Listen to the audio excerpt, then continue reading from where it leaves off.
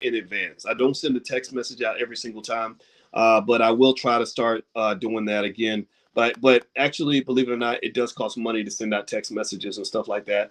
So I'll figure out a way around that, But we have to watch our budget in the Black business. Okay, Zoom is excellent. Okay, yeah, make sure you register for the Zoom, and then Zoom will send an automatic reminder. Also, if you're not on our email list, one way to get on the email list is just pick up something free from us. If you actually go, and we love to give away free stuff. So if you go to drboycecrypto.com, drboycecrypto.com will give you a list of all the cryptocurrencies that I own. And also you'll be on the email list. So a lot of times before we do our Wednesday Powernomics training, I send out an email. So that way we'll try to find a way to stay in touch with you. All right. So let's see here. So he says here on page 134, Blacks can begin to build an alternative economy by buying from Black businesses the products that they disproportionately consume.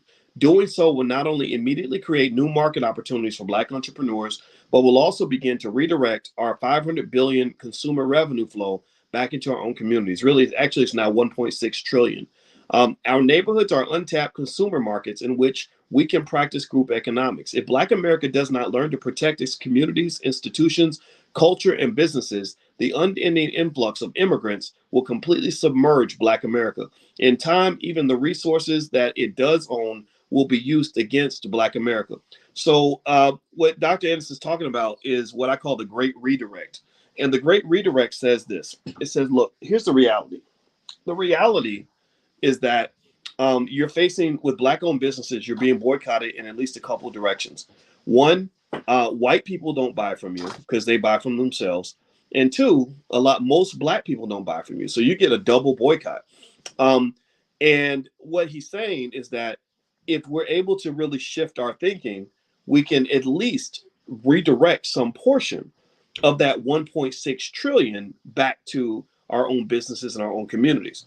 And so what this says is that, okay, let's say that we still are heavy consumers, which that's what we are. Christmas is coming.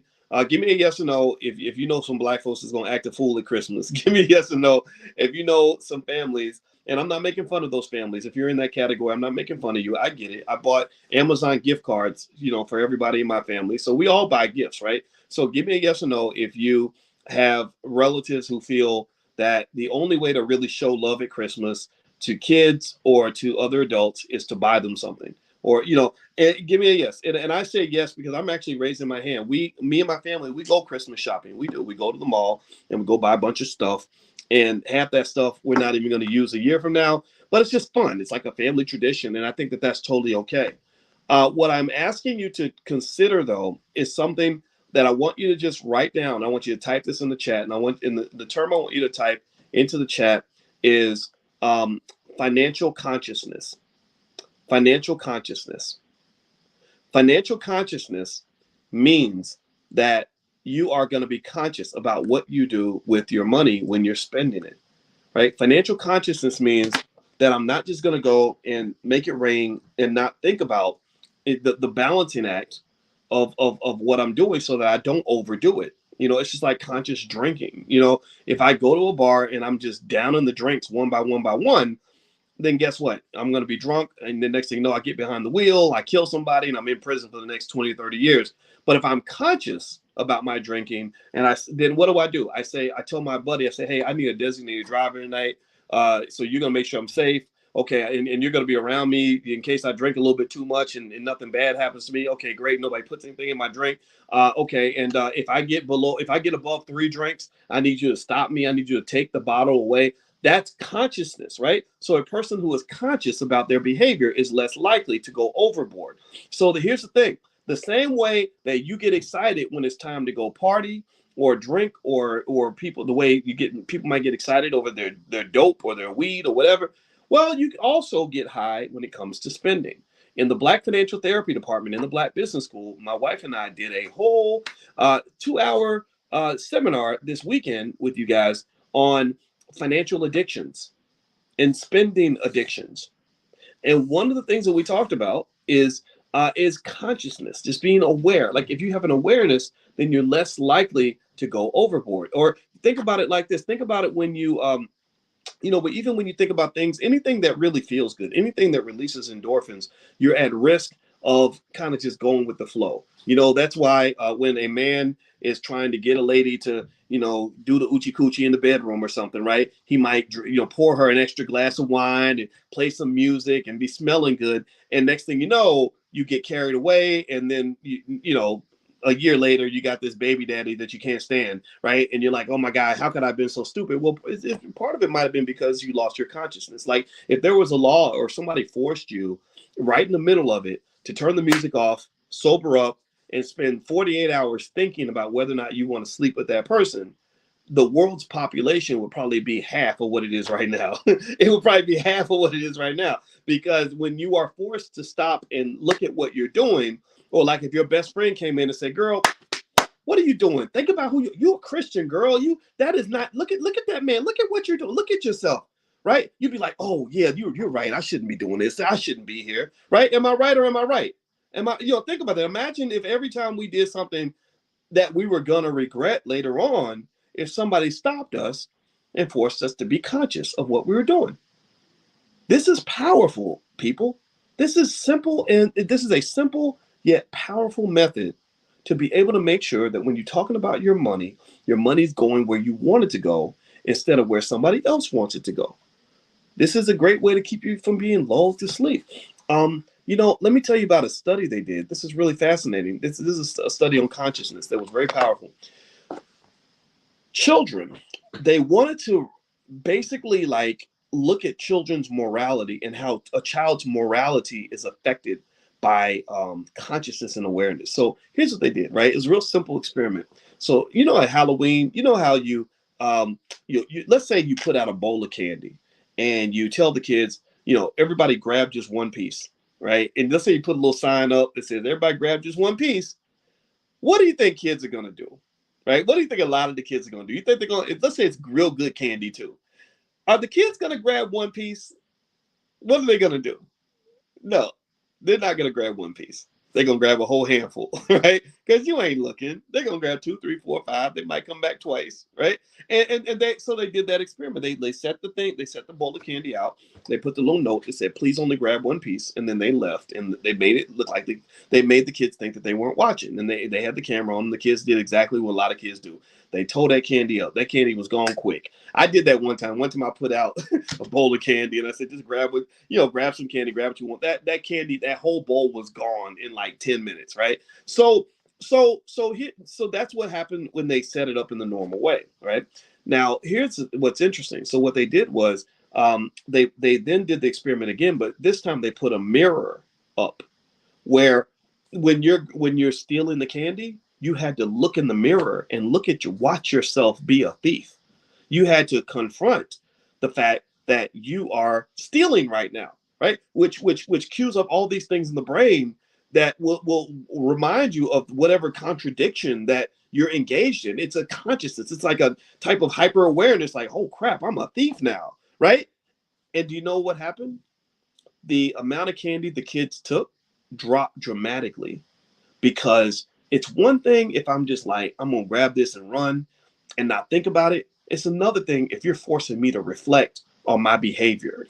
If I'm reflective, if you're forcing me to reflect on my behavior, and you're like, Boyce, you can't be stealing that candy. Boyce, you're a Christian, you're a good person, or whatever, right? Or you can't go out spending all that money. Don't forget, like you're not, you're on a diet, or you're trying to save up for this house, and you're trying to invest your money, right? It makes you sort of slow down a little bit, and that little bit of slowdown is huge when it comes to what happens to your money. Well, why is that? Well, because corporations spend a lot of money. They spend billions of dollars a year trying to figure out ways to get you to be financially unconscious. They study how you spend. People don't spend money because they make the logical choice to buy products or whatever. They don't usually do that. They buy based on emotion. So if you run into the clothing store and they have a picture of some celebrity that you look up to, and they're playing some real cool music, and the person's telling you how good you look in that outfit, then you might get carried away with that moment and end up buying something that you don't even really want, right? So what I'm telling you to do is be financially conscious over the holidays. What does that also mean? Well, it might mean having some balance. I've mentioned to you guys a bunch of times, like just buy your kids some stock over the holidays, and really shouldn't just buy it over the holidays. You should be buying it all the time.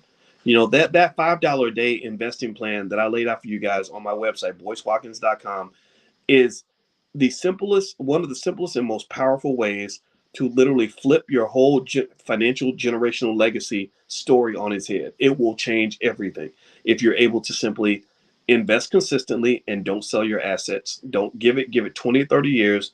And next thing you know, you'll be the richest person in your family, and everybody's going to be mad trying to figure out how you did it. And what in the way you did it was not through some fancy technique. You did it because you had basic discipline and simple levels of financial awareness and consistency. Consistency is the key. My whole platform, everything I built up, I've made some money. People made jokes about, me making money from investments and all this other stuff. Well, it came from consistency. Every day I get up and I do the same thing. Every day I get up and I'm thinking, what am I going to do today to improve my life? That's it. That's literally what I do. And it's just like a habit.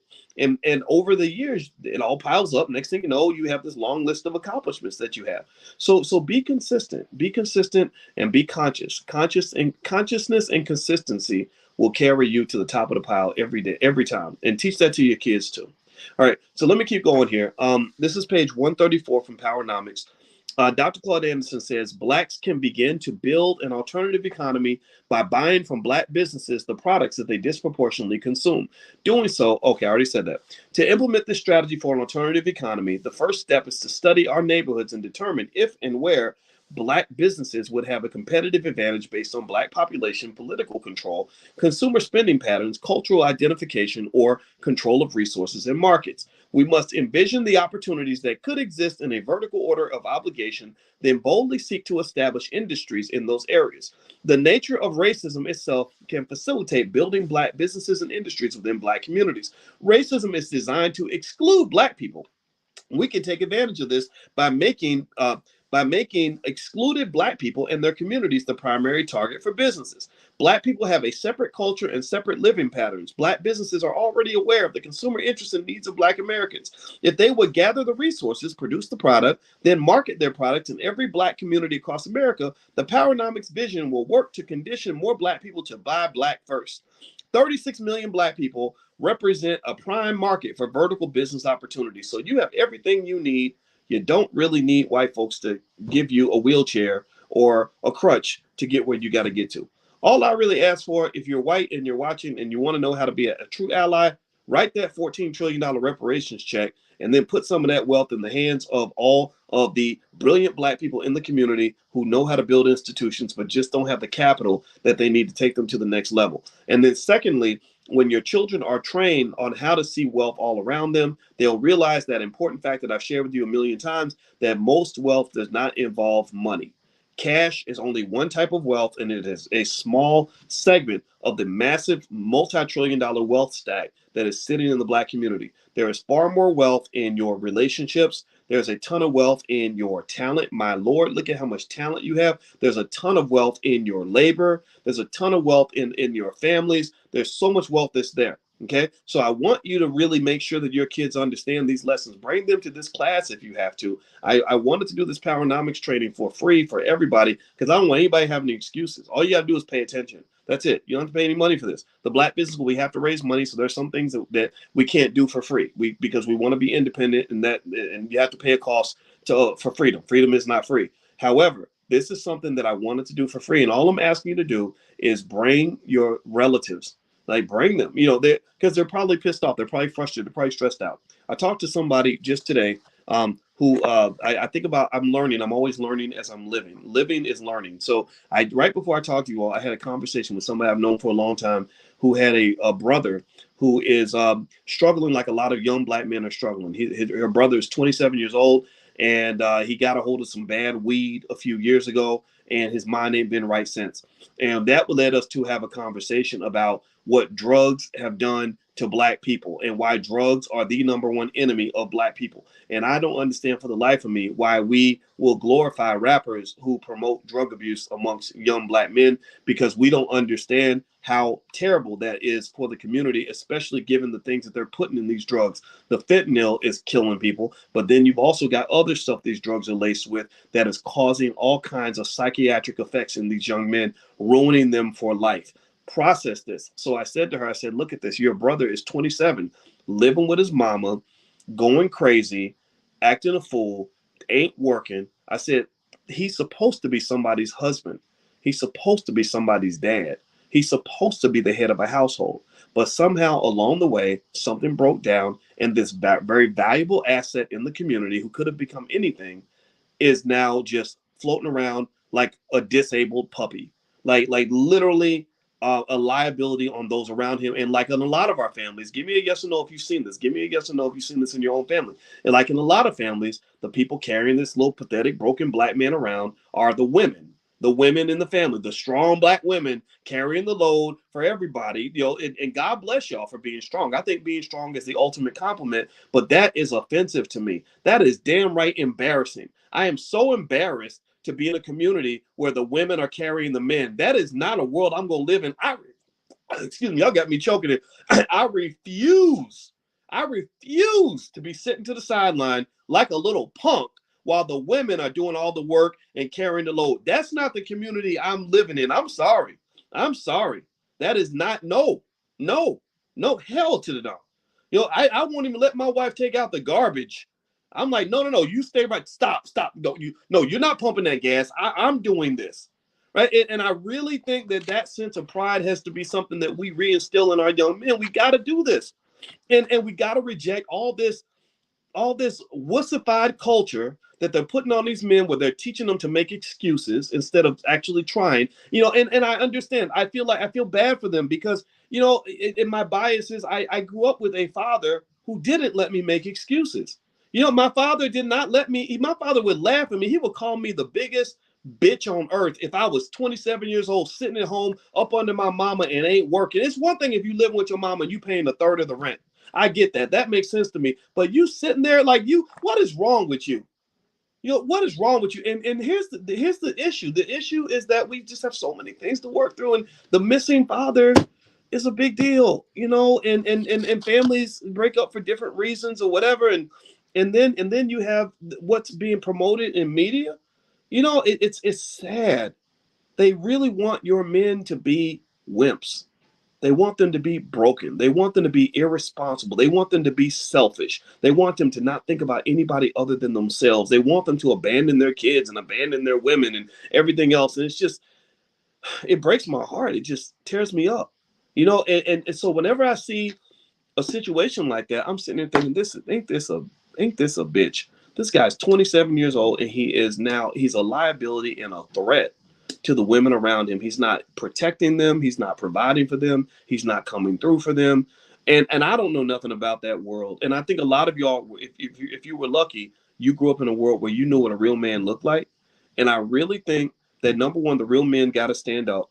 And number two, we got to show that respect to those real men and let those men be men and support them in whatever way that you can in a way that's healthy for you. Because there's an important role that we play in the community, and I think about how many times my father came through for our family.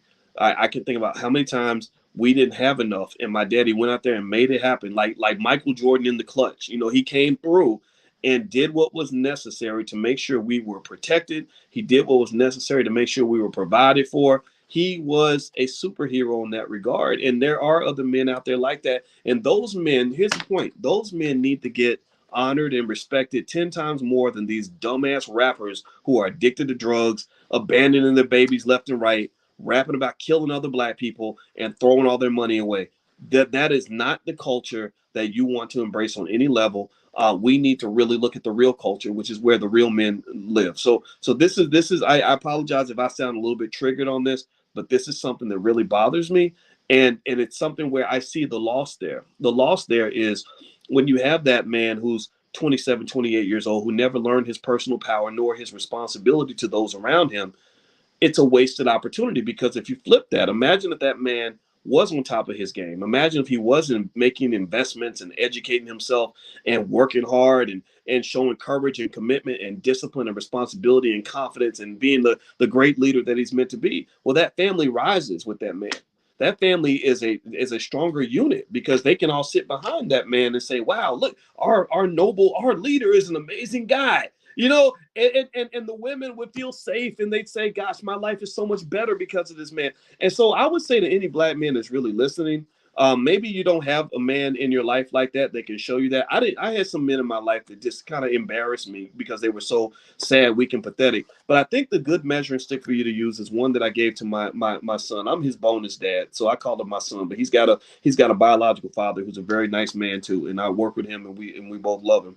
I said, to me, the number one measuring stick of your value as a man, in my view, is whether or not the people in your life can say that their life was better because you're around.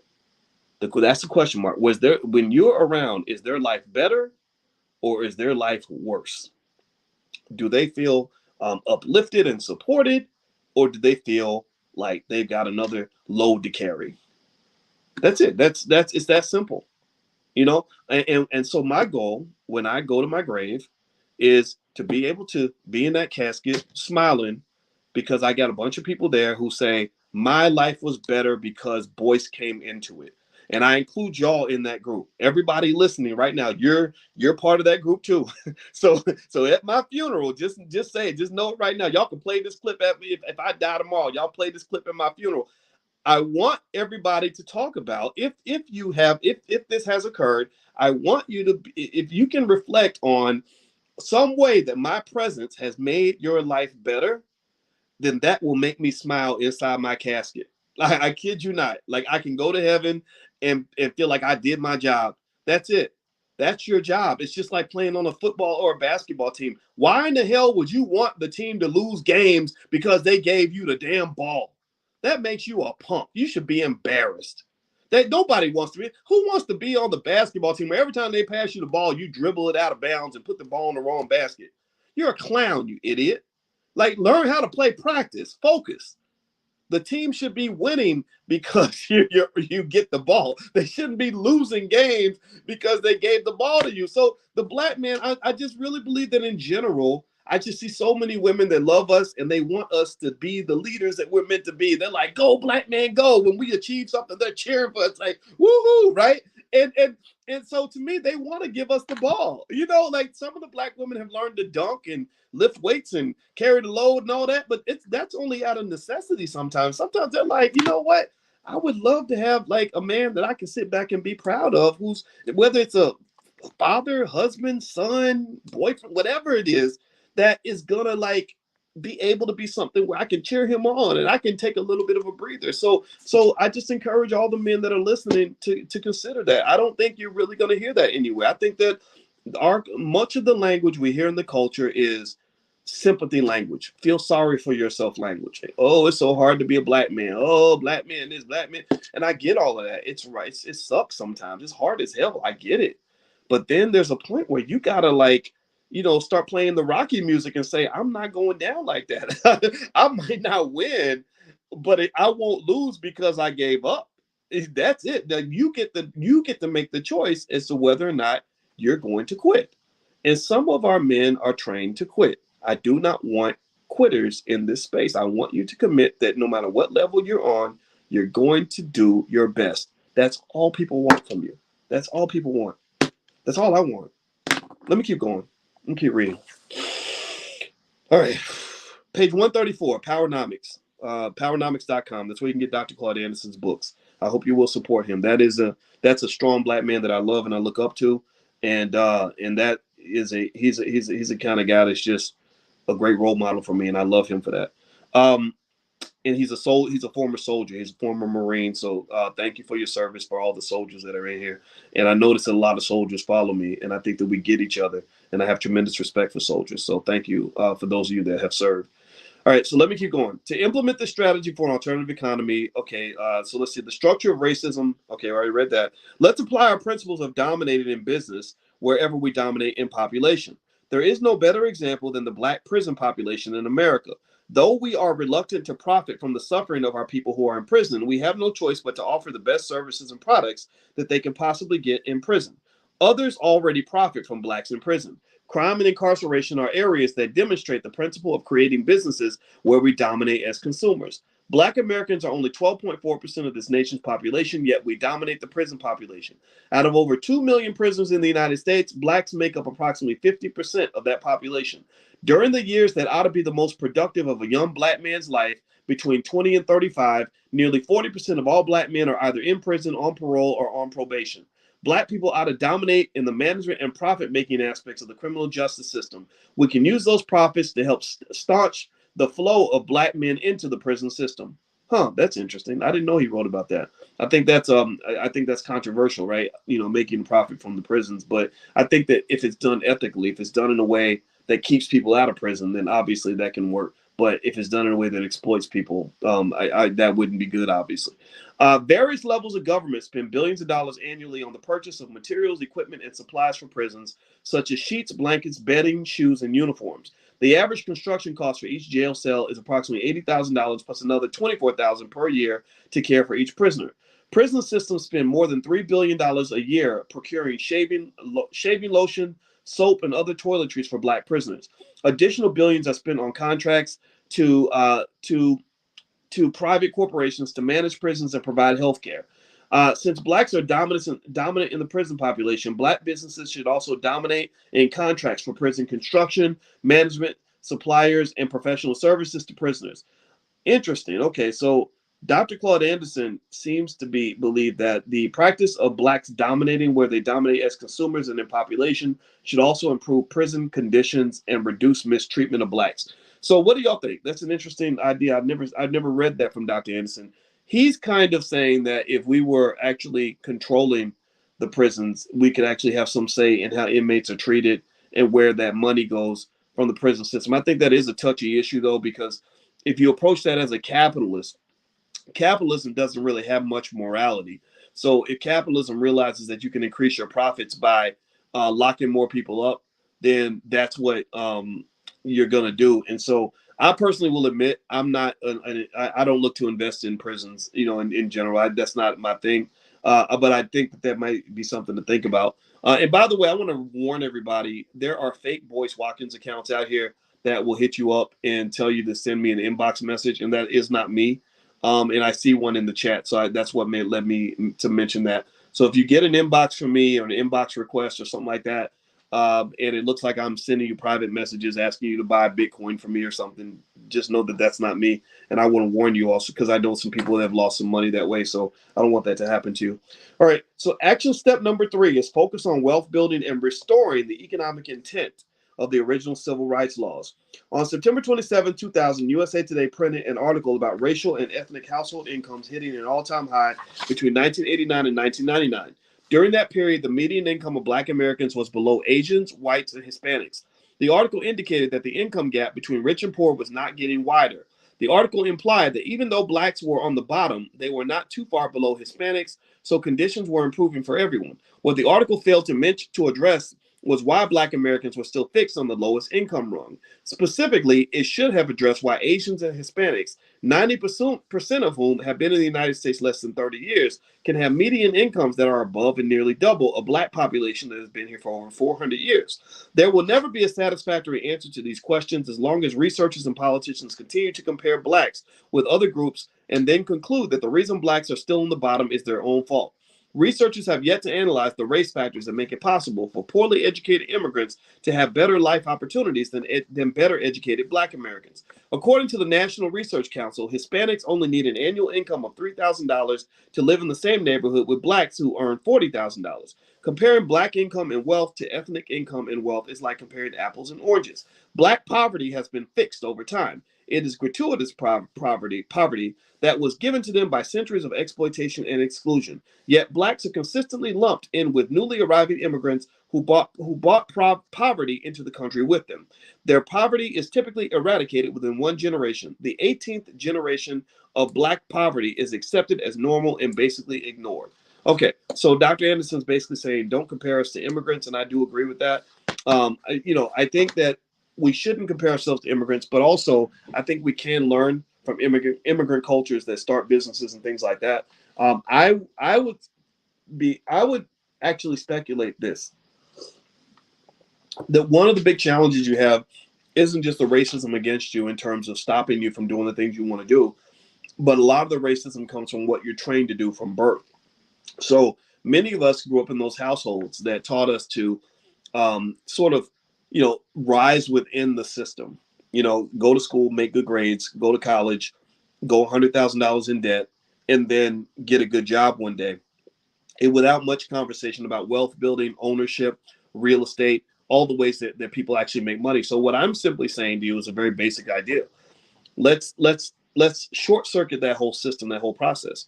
Have our kids at an early age. All they got to do is learn about three things. Learn the basics of three key areas. One is real estate. Their real estate ownership. You want to own property as soon as you can. If you own property, if you're acquiring property, acquire it so you can give it to your kids or put them in a position where they can get their own property. When I was talking to my goddaughter not too long ago, best thing I ever did for her was help her buy a house.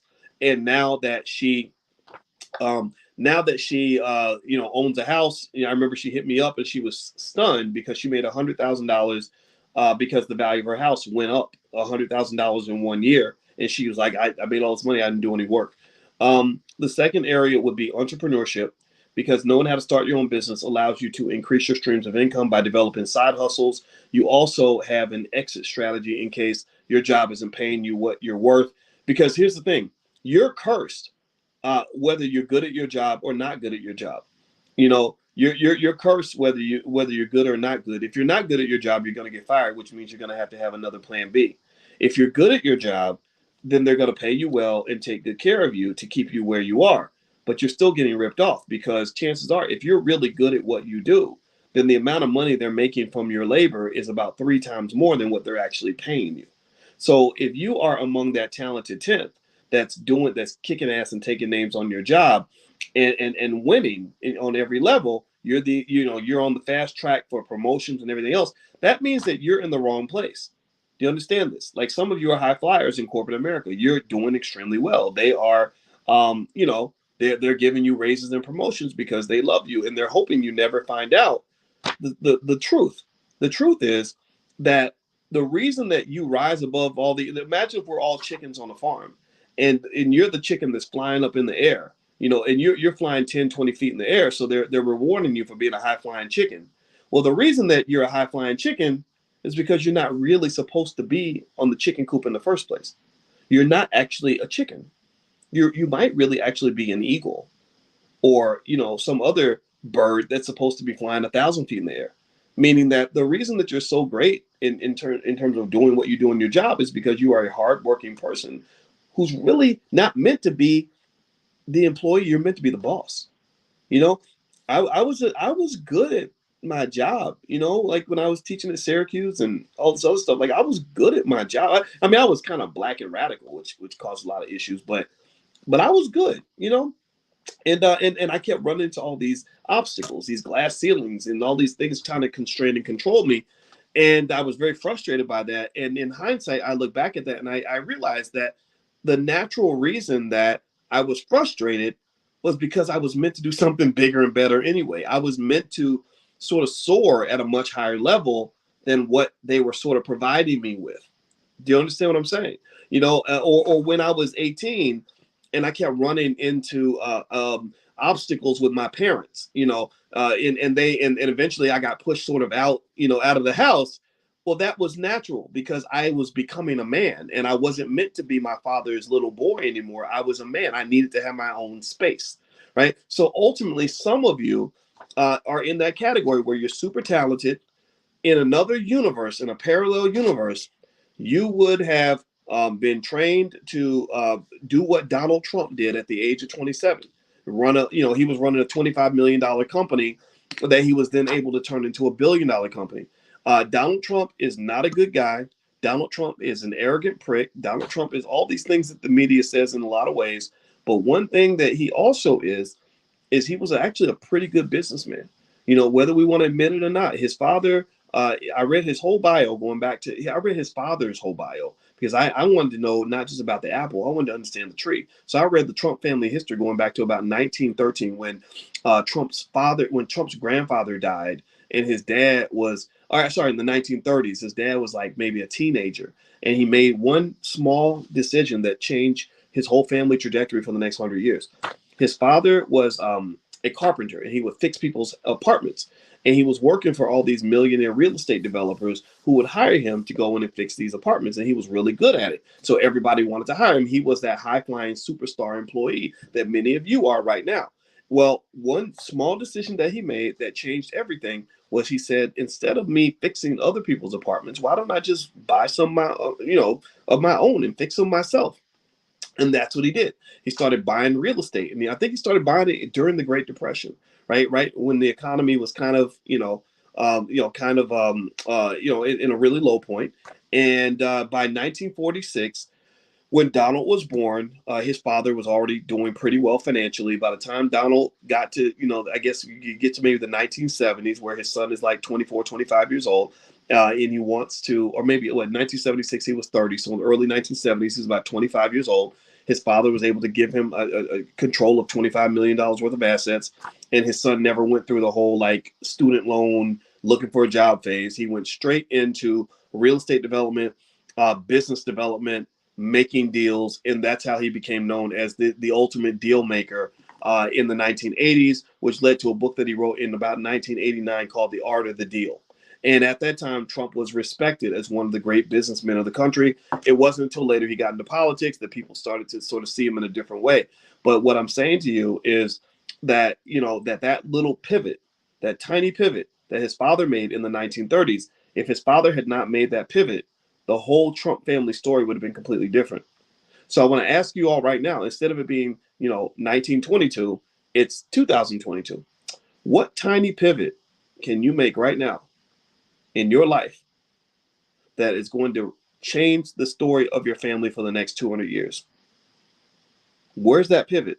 Is it going to be where you buy your first home? Is it going to be you taking a class on how to start a business? Is it going to be you deciding to have family business meetings every Sunday and actually talking about economics, right? What's going to be is it going to be when you start buying stock and you commit right now to buying $40 worth of stock every week without selling the assets, right? What is your tiny pivot? What pivot are you making right now? If you already made the pivot and you're making it and you're committed to it, then keep making the pivot and don't judge the results too early. Like, don't judge what you're building by what it looks like right now, because a lot of you have businesses that probably don't look like very much. I love to talk about how UPS was started by two teenagers that were delivering packages on their bicycles, or how the McDonald's brothers created McDonald's, and they had one tiny little restaurant that just happened to have a super efficient, order delivery system, but they were actually losing money because they were selling too many products. And it was one little tiny pivot that made the difference. The tiny pivot of the McDonald's brothers was when they realized, they said, hey, you know what? Instead of us serving fried chicken and ice cream and everything else, how about we just focus on the things that people want? So we're going to sell a hamburger or a cheeseburger with an order of fries and a drink, and that's it. And we're going to get really, really good at selling those 3 or 4 items, and that's it. That literally was what led to McDonald's being on its way to becoming the great corporation that it is. And then later on, other people came and got involved, and it became a franchise. And now you have a McDonald's on every single street. So most of you have some sort of multi-million, multi-billion-dollar possibility right under your nose. There's probably some little pivot that if you make that pivot, it'll change everything. I'll give you another example of a tiny pivot. When Twitter first got started, Twitter was not Twitter. When Twitter first got started, it was this big app that had all this crap on it that nobody wanted. So they spent all this money building this massive app that nobody really wanted to use. And so it was a miserable failure. So once they failed, they went back and said, okay, what happened here? Why did we put all this money into this thing and it didn't go anywhere? Obviously, people don't want what we have to offer. And what they found was, in the middle of all the dust and the ashes and the dirt and the destruction, was they found that people enjoyed these little tweets. They were like, man, people really like these tweets for some reason. They didn't know why people like tweeting. They was like, okay, well, let's rebuild and let's focus on the tweets.